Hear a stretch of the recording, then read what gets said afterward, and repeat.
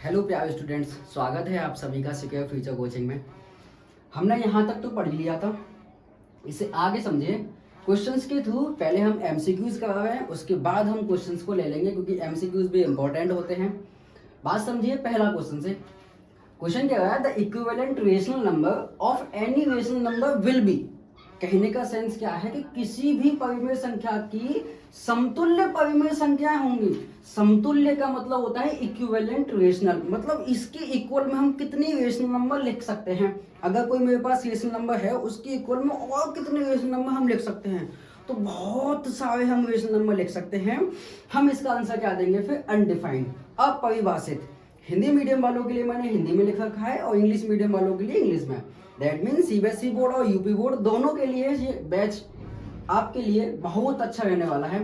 Second question समझिए, the question of a non zero rational number and irrational number will be. कहने का sense क्या है हिंदी में, एक शून्यता परिमेय और अपरिमेय संख्या का भागफल क्या होगा। मतलब अगर हम डिवाइड लगाएं एक शून्यता परिमेय संख्या का और अपरिमेय संख्या का, तब आंसर कितना आने वाला है, तो आप कहेंगे इरेशनल नंबर आने वाला है। हिंदी में कहते हैं अपरिमेय संख्याएं। यहाँ तक दो क्वेश्चन आपको समझ में आ गए। एमसीक्यूज के थ्रू है, ये डायरेक्टली इनका आंसर दिया जाता है। बात समझिए बेटा, थर्ड क्वेश्चन से, ये है इंपॉर्टेंट क्वेश्चन।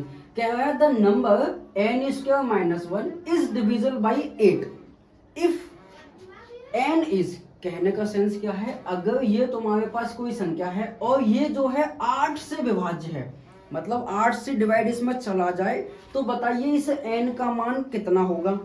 कहने का सेंस क्या है, ये क्वेश्चन क्या कह रहा है कि अगर n स्क्वायर माइनस 1 इस वाले नंबर को अगर मैं 8 से डिवाइड कर दूं और ये कंप्लीट चला जाए, तो इस n का मान हम क्या क्या रख सकते हैं, आप ये बताएंगे।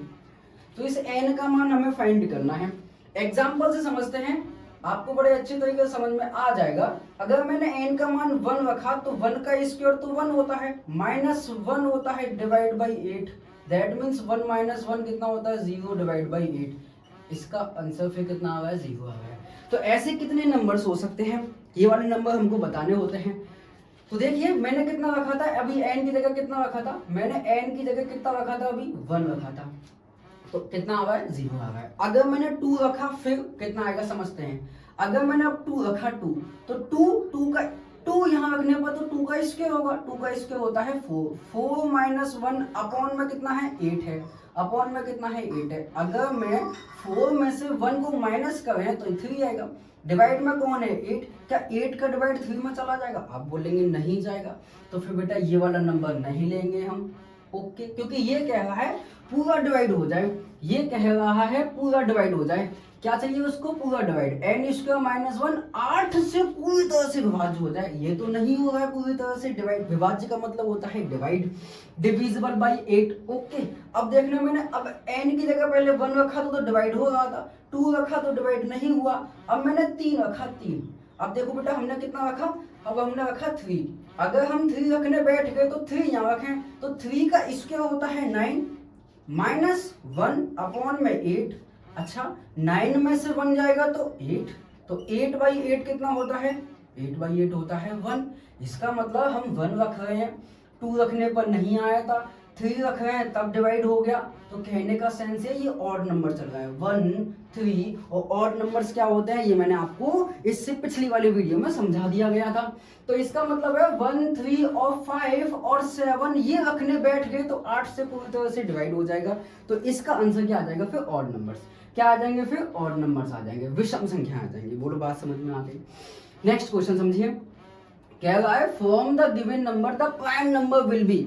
इनमें से जो अभी दी हुई है संख्याएं, ये वाली जो संख्याएं दी हुई हैं, इन संख्याओं में से अभाज्य संख्याएं ज्ञात कीजिए।